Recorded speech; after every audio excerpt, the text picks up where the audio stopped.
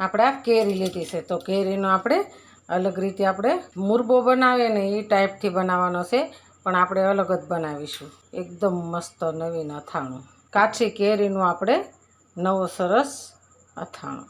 ભાત હારે ખાઈ શકાય, તમે ભાખરી હારે ખાઈ શકો, તમે દાળ ભાત શાક રોટલી બનાવી હોય તો એની સાથે બી ખાઈ શકો, ફુલાવ ભાત બનાવ્યા હોય તો એની સાથે બી ખાઈ શકો. તો આપણે આને કટિંગ કરવાની છે, તો કટિંગ આપણે સરીની મદદથી કરીશું.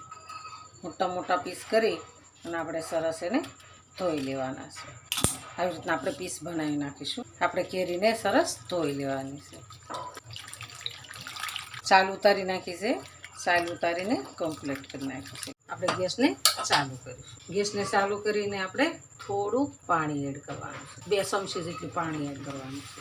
પછી એની અંદર આપણે 1 કપ ખાંડ નાખવાની છે. આપણે એને ચાસણી લેવાની, ચાસણી ફૂલ નથી આવવા દેવાની, આપણે પહેલાં તો ખાંડ ઓગળવા દેવાની છે. ખાંડ ઓગળી જાય એટલી વાર આપણે હલાવીશું. આપણે એની અંદર કેરી એડ કરી દઈશું. ચાસણી તો ખાંડ ઓગળી ગઈ છે, આપણે એની અંદર કેરી નાખી દેવાની છે. તો એને કમ્પ્લીટ કરી નાખી છે આપણે બધી કેરી એડ કરી. આપણે હવે આને થોડી વાર ઢાંકી દઈશું.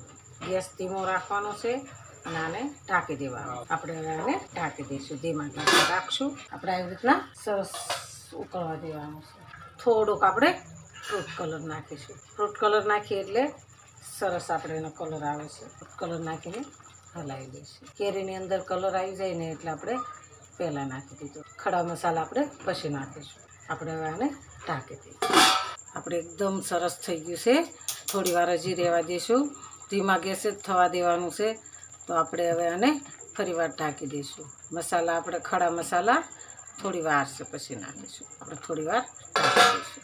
આપણે એની અંદર તજના ટુકડા નાખીશું, 4-5 દાણા કાળા મરીના નાખીશું. આપણે 4 લવિંગ નાખીશું. પછી આપણે એને સરસ હલાવી થોડી વાર રહેવા દઈશું એટલે મસાલાની સુગંધ અંદર આવી જાય અને આપણે કમ્પ્લીટ તૈયાર થઈ જાય.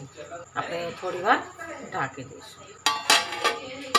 આપણે હવે આને નીચે ઉતારી લીધું છે, તો આપણે થોડુંક આપણે મીઠું સ્વાદ પ્રમાણે નાખીશું. મીઠું નાખી અને આપણે સરસ હલાવી લેવાનું છે. આપણે આને દાળ ભાત હારે, સવારે નાસ્તામાં, તમારે ભાત ગમે એને હારે તમારે ખાવું હોય ને એને હારે તમે ખાઈ શકો. આપણો મુરબ્બો સરસ તૈયાર થઈ ગયો છે, એકદમ મસ્ત બની ગયો છે.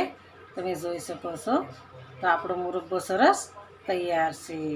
તો હાલો ખાવા. જો અમારો વિડીયો ગમે તો લાઈક, શેર અને સબસ્ક્રાઈબ કરી દેજો. રાધે રાધે.